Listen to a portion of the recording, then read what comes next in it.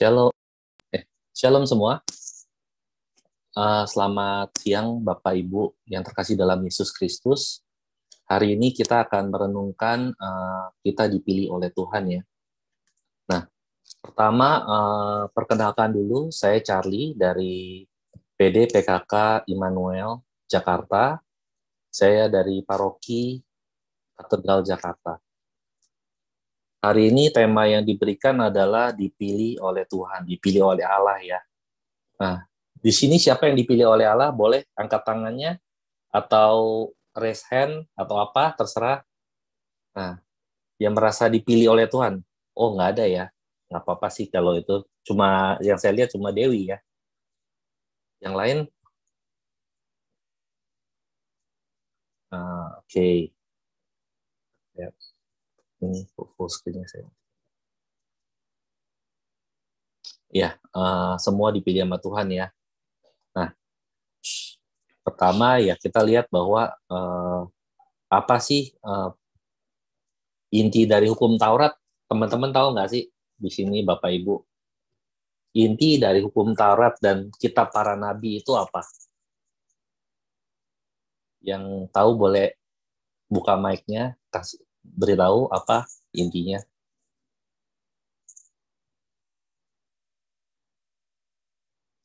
Oke, yang intinya sebenarnya Matius 7 ayat 12. Segala sesuatu yang kamu kehendaki supaya kamu orang perbuat kepadamu, perbuatlah demikian juga kepada mereka. Itulah isi seluruh hukum Taurat dan kitab para nabi. Ya, jadi itu bahwa itu inti dari hukum Taurat itu seperti itu ya. Jadi perintah dari hukum Taurat itu kan ada 10 perintah ya. 10 perintah itu kalau disingkat itu sebenarnya cuma dua, yaitu kasihlah Tuhan Allahmu dengan segenap hatimu, dengan segenap jiwamu, dengan segenap akal budimu. Itulah perintah yang terutama dan pertama. Perintah yang kedua sama dengan itu ialah kasihilah sesamamu manusia seperti dirimu sendiri. Jadi perintahnya adalah mengasihi ya, intinya cinta kasih. Jadi orang tanpa cinta kasih sia-sia semuanya ya. Bahkan kalau Yesus memberikan perintah yang lebih tinggi daripada itu adalah di dalam Yohanes kalau Yohanes 15 ya. Yohanes 15 yang bahwa Tuhan bilang gini, inilah perintahku supaya kamu saling mengasihi seperti aku telah mengasihi kamu. Seingat saya itu Yohanes 15. Ya.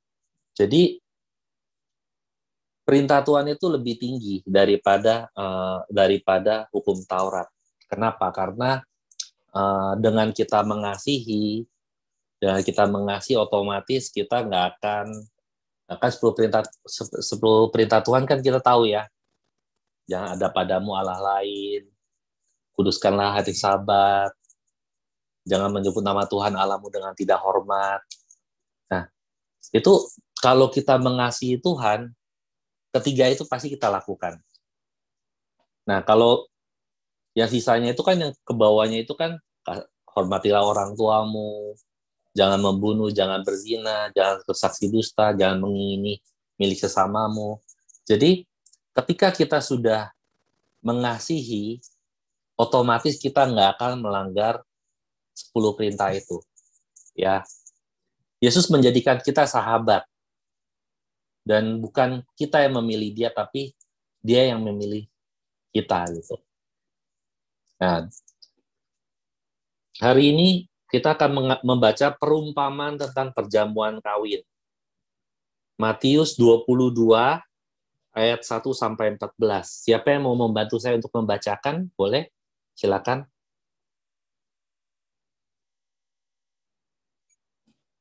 Matius 22 ayat 1 sampai 14. Siapa yang mau bisa membacakan? Bawa Alkitabnya ya semua ya.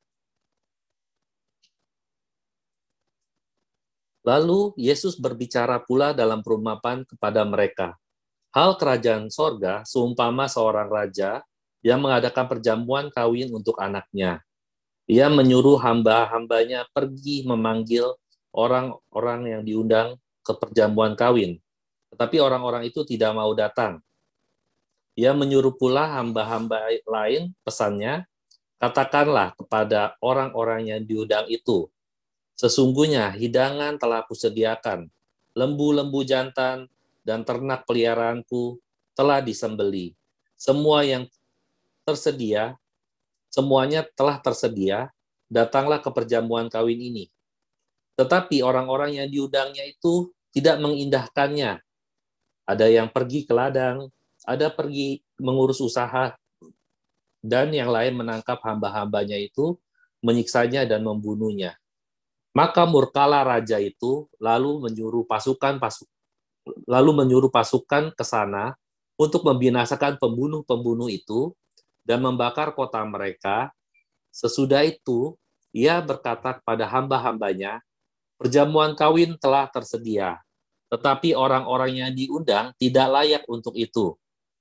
Sebab pergilah ke persimpangan-persimpangan jalan, undanglah setiap orang yang kamu jumpai di sana ke perjamuan kawin itu.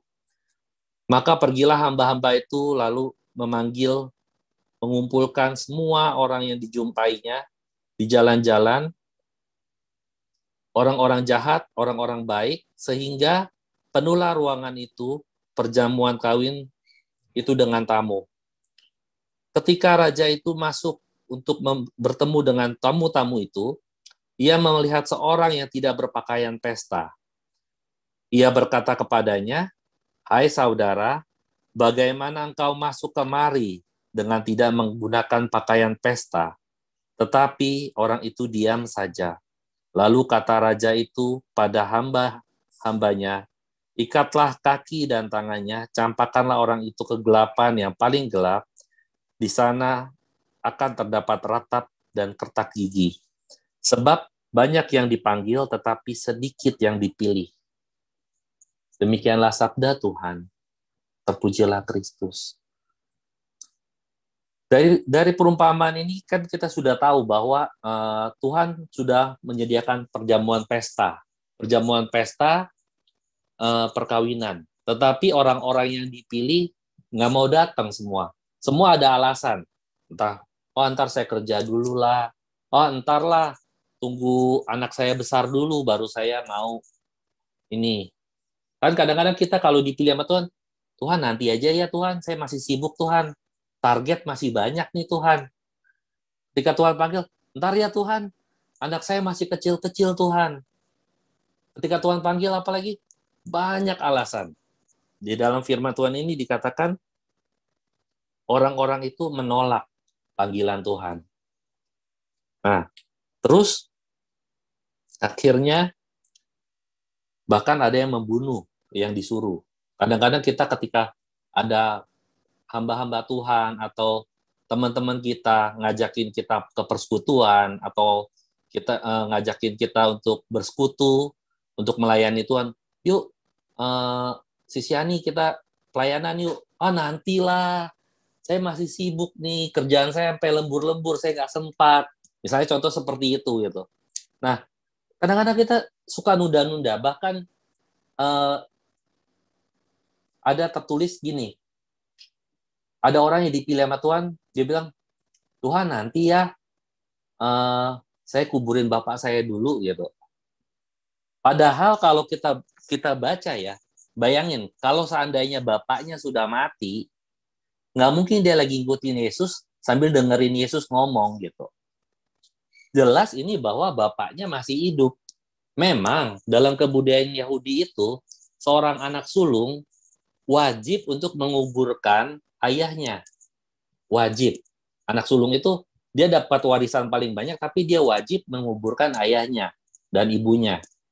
Nah, kadang-kadang kita ketika Tuhan manggil, Tuhan, nanti ya, saya punya anak-anak nih, saya harus didik mereka dulu, pelayanan nanti aja lah. Atau misalnya, Tuhan, kebutuhan saya masih banyak ini, nanti ya, kan pelayanan kan butuh dana, butuh butuh waktu. Nah, Kita suka nunda-nunda. Padahal kalau Tuhan manggil, Tuhan pilih, pasti Tuhan cukupkan. Kalau Tuhan udah panggil, ayo. Jadi ketika kita mengatakan, di Alkitab kan sering ditulis bahwa orang-orang pilihan, orang-orang pilihan. Siapa sih orang-orang pilihan itu? Jelas di Alkitab itu ketika mengatakan orang-orang pilihan adalah orang-orang yang melayani dia. Orang-orang yang dipilih untuk melayani dia. Nggak cuma ngikutin dia doang. Orang-orang yang dipilih untuk mau belajar, mau merenungkan firman-Nya. Jadi ketika dikatakan orang-orang pilihan, itu seperti itu. Nah, kadang-kadang kita ada yang pernah bicara sama saya, kalau gitu, kalau Tuhan milih-milih berarti Tuhan nggak adil dong. Kok dipilih-pilih? Harusnya kan semua orang dipilih. Kan sering ada yang bilang kayak gitu. Nah, sama kayak kita lihat ketika kita lihat di kejadian ya, di kejadian, ntar saya buka dulu. Kejadian 4. Kita lihat kejadian 4 ya.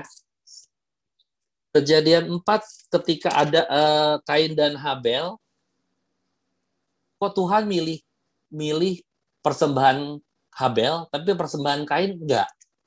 Kenapa gitu? Apakah Tuhan lebih suka daging-daging karena Habel mempersembahkan daging, bukan mempersembahkan sayuran gitu? Ternyata enggak. Apakah Tuhan pilih kasih? Kenapa Tuhan pilih Habel, Kain enggak? Nah, ternyata jawabannya itu ada di Kejadian 4 ayat 6. Firman Tuhan pada Kain, mengapa hatimu panas dan mukamu muram? Apakah mukamu tidak akan berseri jika kamu berbuat baik? Tetapi jika kamu berbuat baik, jika kamu tidak berbuat baik, dosa sudah mengintip di depan pintu. Ia sangat menggoda kamu, tetapi kamu harus berkuasa atasnya. Jadi di sini dikatakan apa? Ini kan konteksnya adalah persembahan ya. Kain itu ketika dia mempersembahkan itu dengan hati yang muram. Dikatakan jelas, mengapa mukamu tidak berseri? Mengapa hatimu panas, mukamu muram? Jadi ketika kita dipilih Tuhan, kita dipanggil Tuhan, kita melayani Tuhan, ketika kita ikut kebaktian, hati kita saat itu apa? Apakah hati kita berseri atau muram? Di dalam Yohanes 15 ayat 16 dikatakan apa? Bukan kamu yang memilih aku, tetapi akulah yang memilih kamu, dan aku telah menetapkan kamu, supaya kamu pergi dan menghasilkan buah, dan buahmu tetap. Supaya apa yang kamu minta pada Bapa dalam namaku diberikannya kepadamu. Nah, kalau pandangan bapak-bapak gereja tentang hal ini mengatakan gini, Santo Irenaeus bilang, Tuhan sangat ketika Tuhan mengatakan bukan kamu yang memilih aku, tetapi aku yang memilih kamu, ini jelas harkat dan martabat manusia itu sangat tinggi di mata Allah.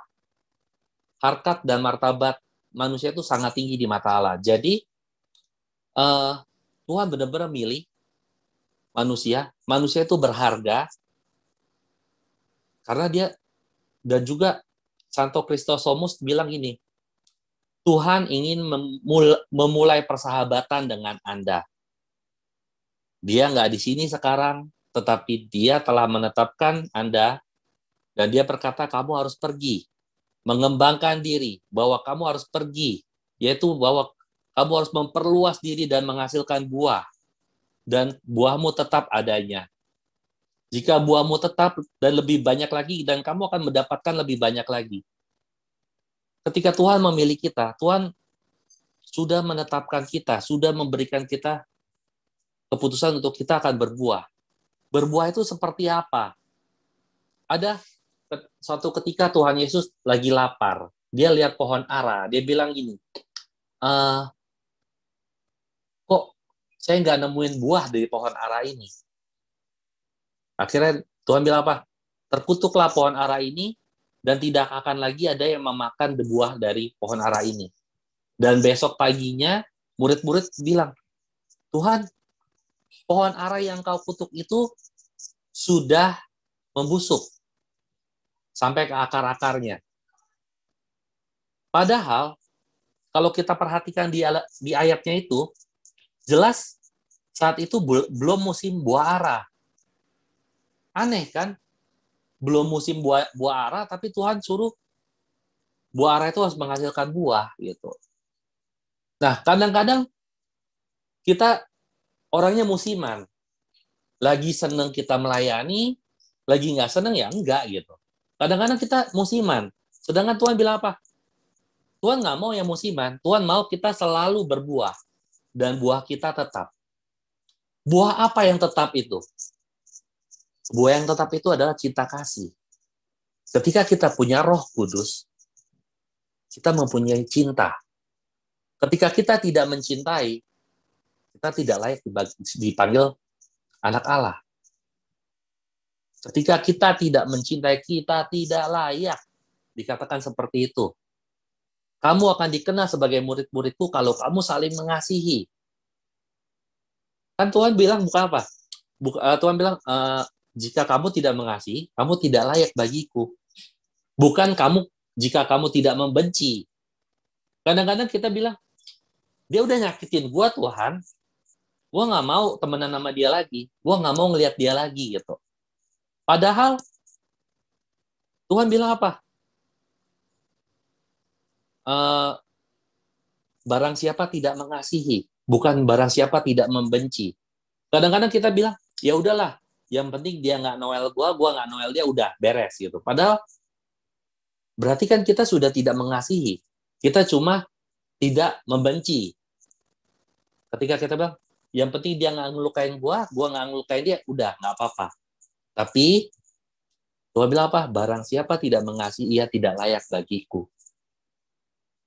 Jadi Tuhan mau kita tuh mengasihi, selalu mengasihi dan terus mengasihi. Kita dipilih Tuhan, ya benar. Tapi kita jangan GR. Jangan GR-nya kenapa? Banyak orang yang bilang, oh ya kita dipilih Tuhan, kita luar biasa, bla bla bla bla bla bla. Akhirnya kita nggak menghargai orang-orang di sekitar kita. Kita merasa kita lebih tinggi dari mereka. Padahal Tuhan bilang apa? Kerjakanlah keselamatanmu dengan takut dan gentar.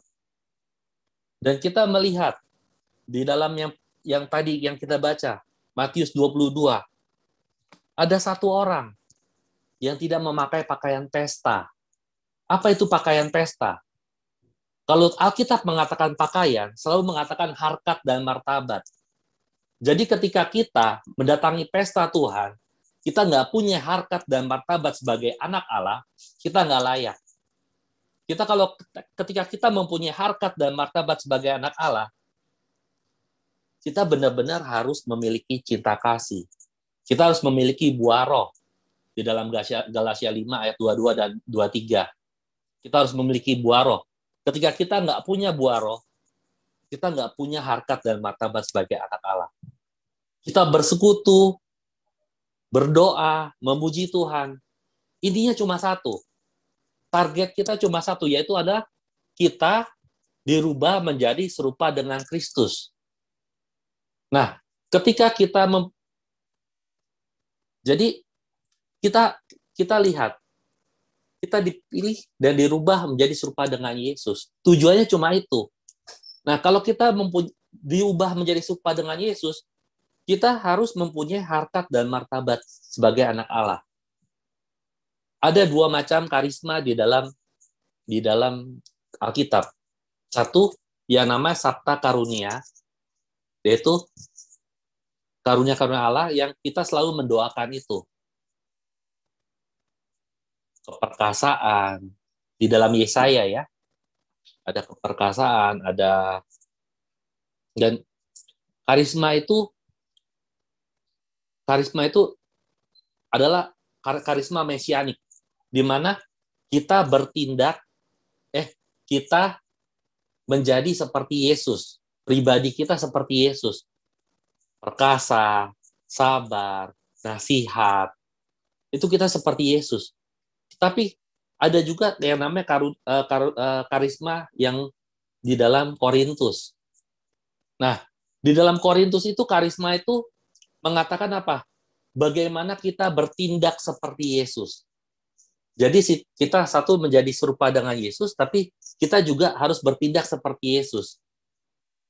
Jadi ketika kita mengasihi, kita mempunyai Roh Kudus. Roh Kudus yang Tuhan berikan ketika kita dibaptis, ketika kita lahir baru. Roh Kudus itu mempunyai karisma. Karisma itu apa? Karunia untuk melayani. Dan juga karunia untuk bertindak seperti Yesus. Jadi, Bapak Ibu yang terkasih dalam Yesus, kita memang sudah dipilih. Tuhan sudah memilih kita, Tuhan sudah menunjuk kita supaya kita berbuah dan buah kita tetap. Pertanyaannya, sudahkah kita berbuah? Bagaimana sikap kita kepada orang-orang di sekitar kita? Di kantor, di rumah, orang-orang terdekat. Bagaimana kita sudah benar-benar berbuah, benar-benar mempunyai sifat seperti Yesus. Yesus kan pernah bilang, Roh Allah ada padaku, karena Ia telah mengurapi aku. Nah, Roh Allah sudah dalam kita sudah diurapi Tuhan. Tapi apakah benar Roh Allah itu memiliki kita? Beda loh, ketika kita dibaptis, kita punya Roh Allah, benar. Tapi apakah Roh Allah itu sudah memiliki kita? Apakah kita sudah dibimbing oleh Roh Allah sehingga kita bisa mengasihi seperti Yesus mengasihi? Kan dikatakan apa? Kasihilah sesamamu seperti aku telah mengasihi kamu. Jadi memang cinta kasih itu penting. Kita lihat orang dia bisa penyembuhan kah, bisa berbuat mujizat kah, tapi kalau dia tidak punya kasih itu kosong.